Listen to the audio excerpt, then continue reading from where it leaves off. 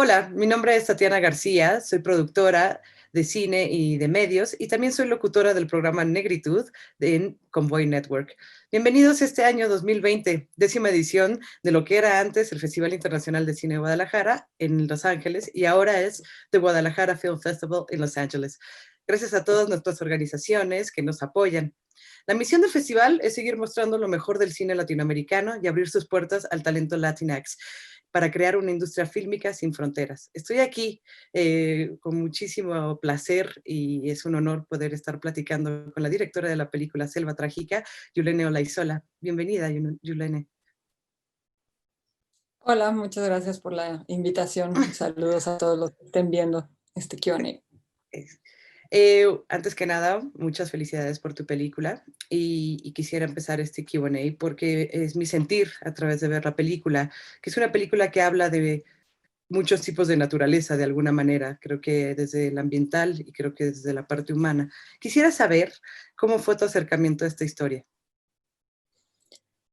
Pues todas mis películas han surgido más o menos de la misma manera, es decir, empiezan con la elección de un lugar donde quiero filmar, un espacio que me llena de curiosidad y que me atrae y que quiero compartir con el resto del público. En este caso, ese espacio es la frontera entre México y Belice, una zona que yo descubrí hace unos 8 años cuando pude viajar a esa región. Y lo primero que me di cuenta es que en México desconocemos por completo esa zona, esa frontera con Belice, y en general desconocemos todo lo que tenga que ver con ese país vecino. Hablamos mucho de nuestra frontera norte, obviamente, pero de las fronteras del sur poco se sabe. Y indagando un poco en la región, descubrí que ambos países comparten la cultura maya y la selva maya, que también se encuentra al lado de Belice, y descubrí también una industria forestal muy importante que se desarrolló a partir de los años 20 más o menos hasta los años 60 y que también se compartía en ambos países y que fue la industria del chicle, la producción de goma de mascar. Entonces, una vez que definí que quería hacer una película transfronteriza en varios idiomas, que hablara de varias culturas, porque es una película bastante multicultural en ese sentido, hablada en maya, inglés, creol y español. Indagué un poquito más en la historia y también descubrí un mito de la cultura maya que habla sobre la mujer Ixtabay. Y digamos que esos tres componentes son lo que le dieron inicio a la película: la selva maya, y el mito de la mujer Ixtabay, y la frontera con Belice, esta industria del chicle en ese contexto. Muchísimas gracias y creo que es algo que se retrata de una manera bastante excelente porque justamente nos hace sentir en indagarnos dentro de esta naturaleza, dentro de esta selva. Y justamente creo que algo que me resalta mucho es que cada uno de tus personajes tiene alrededor un misticismo particular que lo hace característico, incluso como de esta ambientación natural. Quisiera preguntarte mucho sobre eso, como la definición de tus personajes, porque es algo, tanto los femeninos, los masculinos y cada una de su representación étnica tienen una fuerte característica y muy clara en cada uno de sus diálogos. Entonces quisiera que como justamente cómo fue tu proceso de escritura y poderlos plantear en esa dirección tan precisa. Mucho del proceso de escritura más fino arranca una vez que ya empecé el trabajo de locaciones y de casting. A mí me cuesta mucho trabajo cerrar un guión si no está ya muy avanzado el desarrollo de la película, porque me gusta escribir ya pensando en espacios y en personas en concreto. Entonces, por poner un ejemplo, los dos actores mayas que interpretan a los personajes de Jacinto y Hilario, ellos no estaban en los primeros tratamientos de guión. Una vez que los conocí y supe que podían ser actores de la película, entonces los incorporé como personajes a la película. Entonces los personajes están, digamos, moldeados en las personas que conozco y que decido que vayan a ser los actores de la película, ya sean actores profesionales o actores naturales.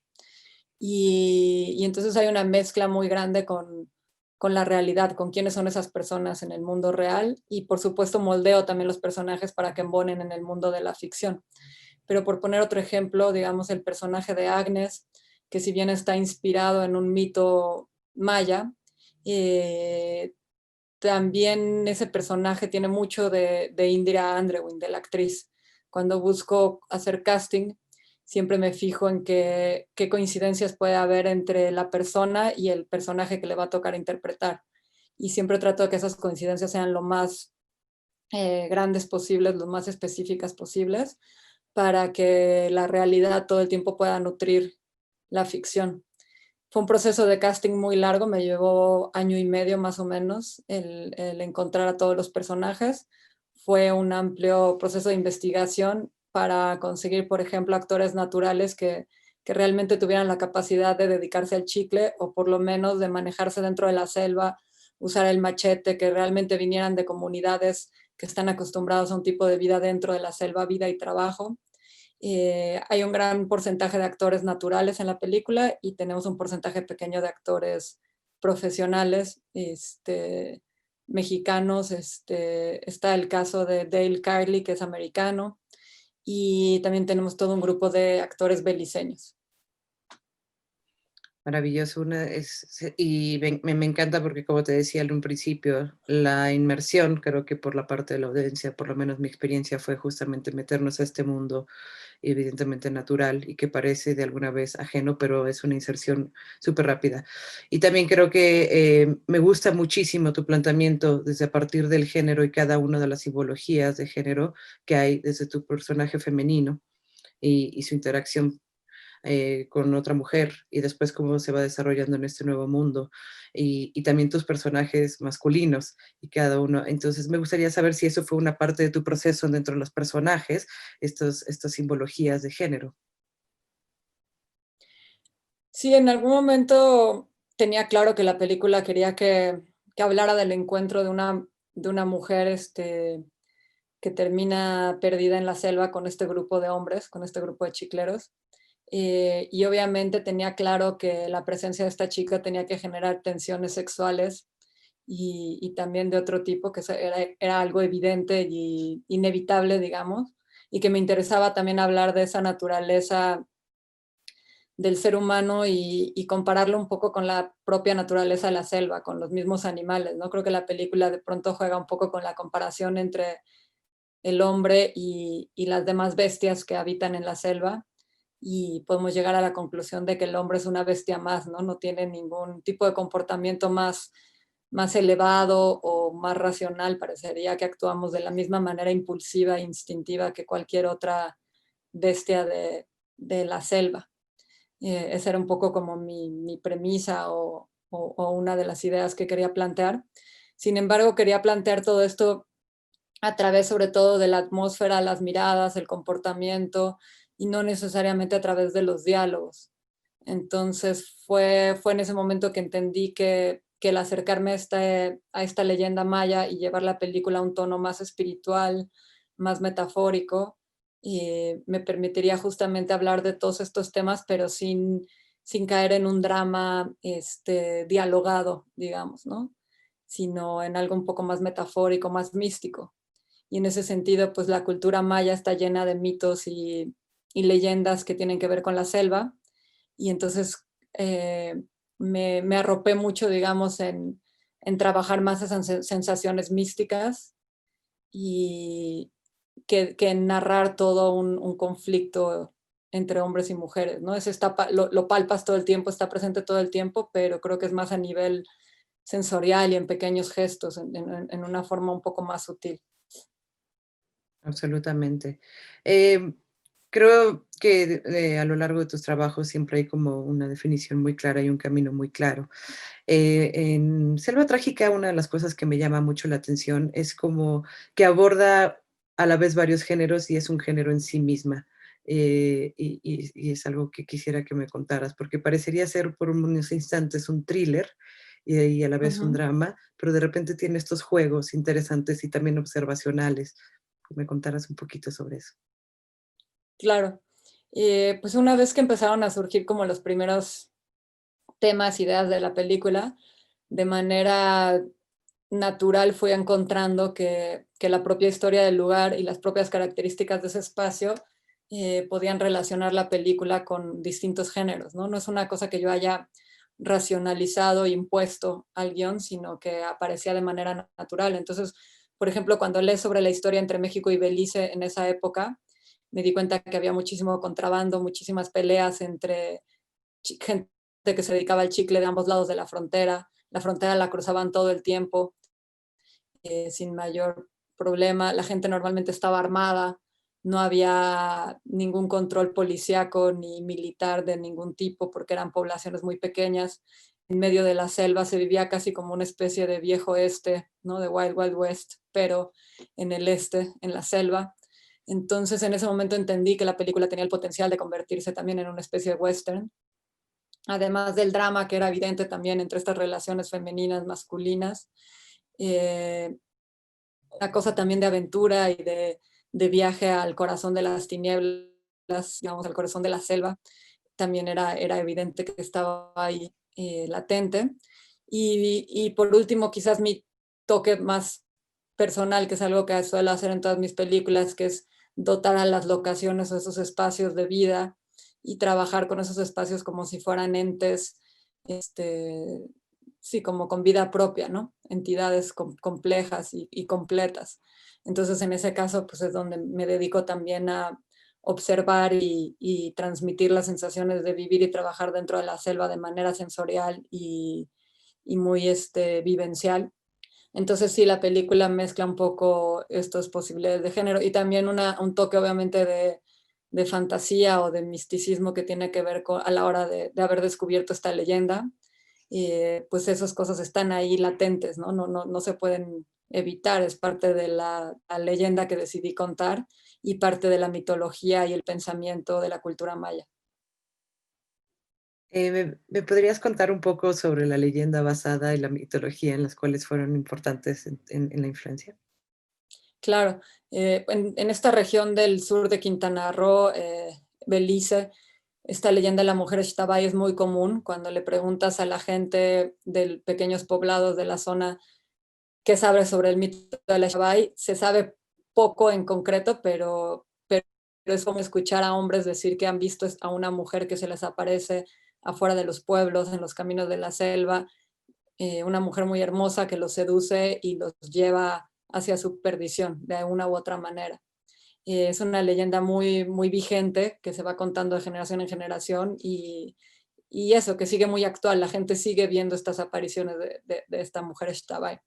La leyenda un poco ya más compleja en su tradición escrita habla tiene que ver con la cultura maya que tiene moralejas, pero en términos sexuales es muy poco, es muy abierta, a diferencia del catolicismo. La cultura maya es muy abierta y da mensajes muy interesantes. En este caso, el mensaje tiene que ver con que no importa, digamos, cómo disfrutes de tu sexualidad o qué tan abierto seas, qué tan promiscuo incluso puedas llegar a ser, lo importante es lo que hay dentro de tu corazón. Entonces la leyenda compara el caso de dos mujeres, una que es muy promiscua y ha estado con todos los hombres del pueblo y otra que es muy pura y santa y es todo lo contrario. Y entonces cuenta un poco qué es lo que le pasa a ambas mujeres cuando trascienden y pasan del estado de vida a la muerte y se convierten en espíritus de la selva. Maravilloso. Justamente es algo que de tus 2 personajes femeninos del inicio de la película, creo que son dos claros perfiles justamente a través de la leyenda que ahora nos narras. Em, una de las cosas que obviamente me interesa también desde mi afrodescendencia, obviamente, es haber elegido un casting, afrodescendiente beliciano. Uh -huh. Entonces, Sí. ujú, Fue una apuesta arriesgada en el sentido de que pues, la leyenda de la mujer Xtabay es una mujer maya, ¿no? Lo normal sería haber visto una mujer maya con todas sus características, rasgos físicos mayas, vestida en un huipil blanco.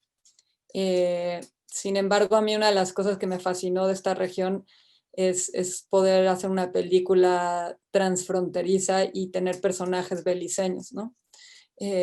Claro, también hay personajes, también podría haber elegido una chica beliceña maya, porque las hay, pero de alguna manera quise capturar la esencia de Belice, que es un país afro, eh, que con influencia obviamente británica, porque de hecho se independizó hasta los años 70, me parece.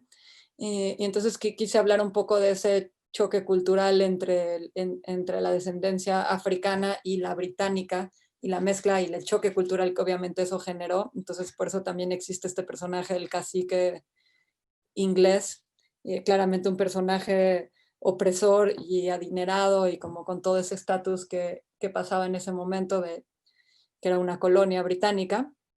Y decidí arriesgarme, entonces buscar un casting así y representar esta parte afroamericana de Belice, ¿no? Y que hablara inglés, porque pues finalmente es la lengua oficial de Belice, aunque hay gente que habla español, pues la lengua oficial es el inglés, y me parecía interesante hablar de esto porque creo que en México se desconoce por completo eso. La mayoría de la gente que conozco no sabe nada de Belice, ni sabemos que es un país que habla inglés, etcétera, ¿no? Entonces, pues tomé un poco ese riesgo para tratar de generar esta multiculturalidad y hablar de, sí, de todo eso que se comparten entre dos fronteras que parecería que somos dos países muy separados, pero en realidad estamos divididos por una frontera porosa que es un pequeño río, que prácticamente no hay frontera entre ambos países, ¿no? Absolutamente, y creo que también es algo que está muy bien planteado.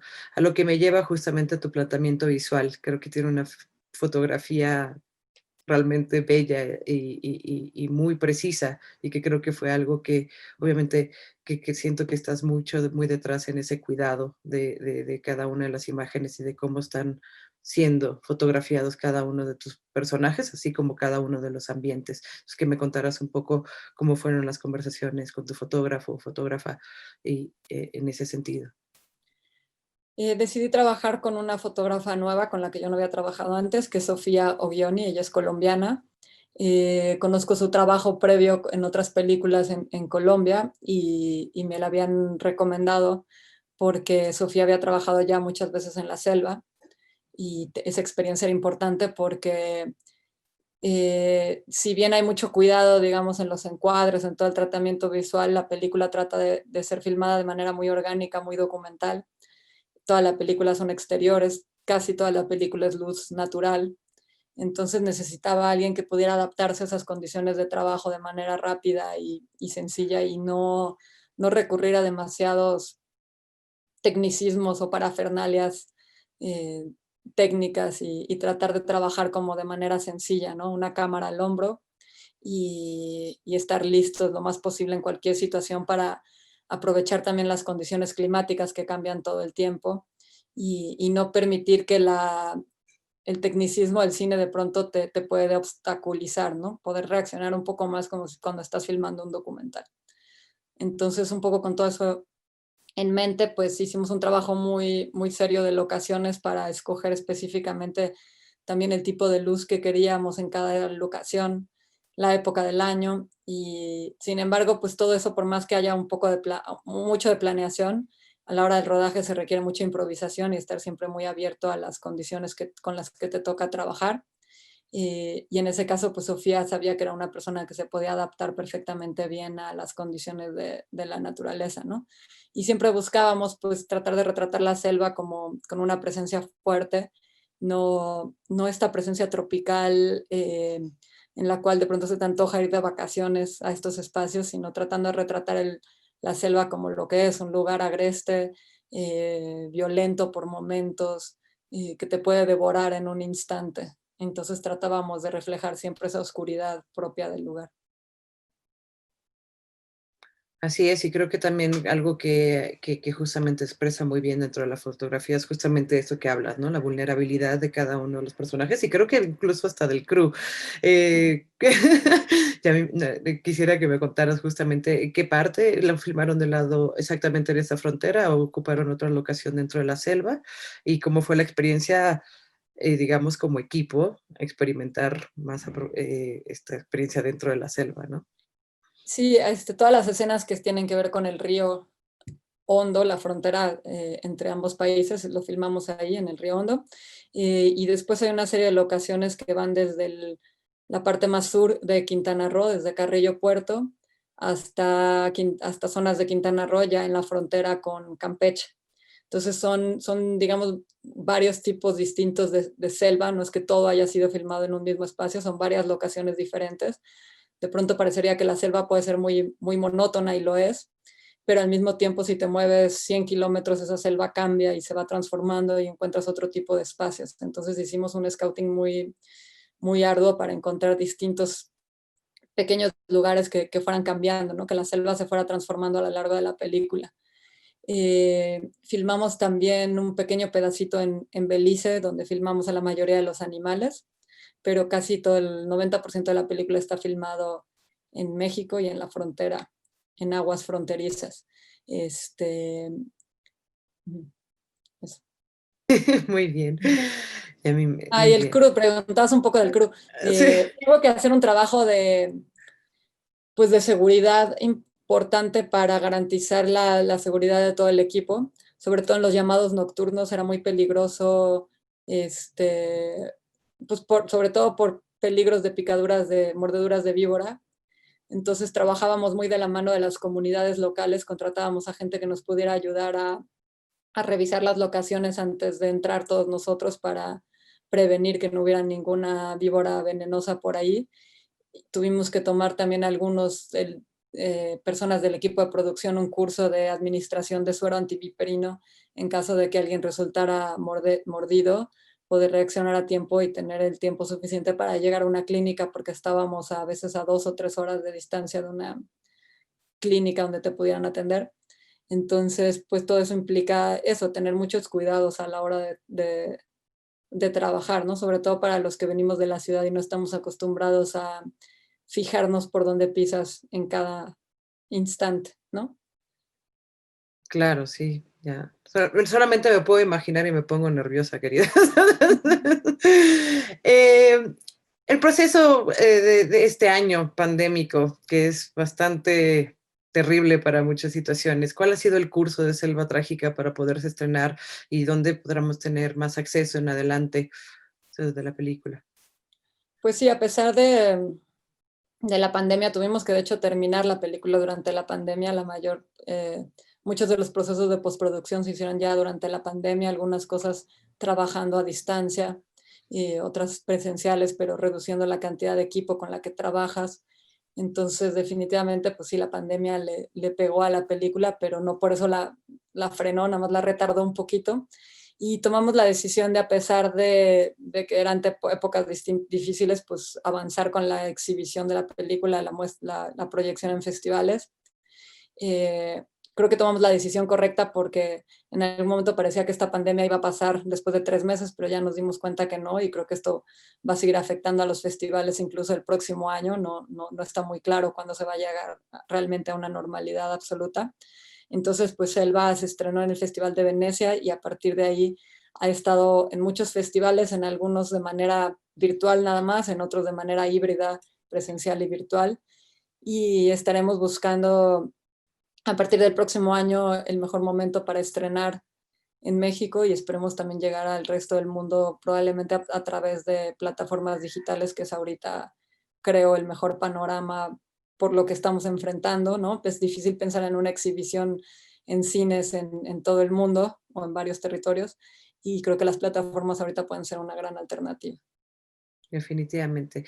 Me comentas que estuvo en el Festival de Venecia, que, que no fue hace tanto. Quisiera que me contaras un poquito sobre la recepción en el festival. Pues bueno, de entrada fue muy especial porque era el primer festival que se llevaba de manera Ujú. presencial después del cierre de 3, 4 meses que se canceló Cannes, Locarno, este, etcétera. Y Venecia pues se tomó el riesgo y sí, todas las medidas para que se pudiera llevar de manera presencial. Era la primera vez que estuvimos ahí como equipo, nada más estábamos los dos productores, Rubén y más Pablo Simbrón y yo, y la actriz Indira Andrewin. No pudimos ir más gente del equipo por obvias razones de la pandemia, pero fue muy especial, por ejemplo, poder ver la película juntos, sobre todo con Indira, que no había visto absolutamente nada de la película y no la habíamos visto a ella en 2 años desde que habíamos terminado el rodaje. Y creo que su presencia además en el festival cautivó, porque a pesar de ser una chica que no tiene experiencia en actuación previa, una actriz natural, su figura y su seguridad frente a las cámaras, este, pues es muy impresionante verla de pronto en la alfombra roja desfilando como una estrella con absoluta seguridad, representando a su país, representando sí, a la cultura afroamericana. En algún momento nos dimos cuenta, bueno, ella se dio cuenta curiosamente cuando estábamos en la gala de clausura, que ella era la única asistente negra en toda la sala. Wow, Son esas cosas que de pronto uno no piensa hasta que, sí, hasta que lo compartes con alguien más y estás ahí, te das cuenta de pronto de la poca representación que hay en el cine y en ambientes así europeos, en fin, en países donde quizás no hay mucho cine que represente este, distintas culturas, ¿no? Entonces fue muy emocionante compartirlo con ella y la película fue muy bien recibida tanto por la prensa como por el público, a pesar de que de pronto te toca exhibir la película en salas semivacías porque pues el cupo así lo manda. De todas maneras, la sensación de la película fue que se recibió con mucho entusiasmo y mucha sorpresa de descubrir estos nuevos mundos que creo que no han sido retratados en el cine antes. totalmente. Estoy totalmente de acuerdo contigo y creo que sobre todo en la representación tanto latinoamericana es justamente nos falta mucho todavía explorar todas, todas estas diferentes historias y todos estos diferentes mundos que existen dentro de Latinoamérica que a veces creemos que son invisibles y sin embargo están latentes. Creo que es algo que disfruto mucho de tu película, que siempre te lo remarcaba al principio, esta representación de tantas caras y que todas a la vez representan una Latinoamérica y un México que es Ujú. muy real, ¿no? Te agradezco muchísimo, mi querida Yulene, qué gusto verte. Y quiero agradecerle, darle muchas gracias por habernos acompañado en esta edición de Screening to Streaming del Guadalajara Film Festival. Pueden seguir la página en internet que es ficginia.com y en Instagram y Facebook y Twitter en @ficinla. Muchísimas gracias Gracias a ti por la conversación. a ti.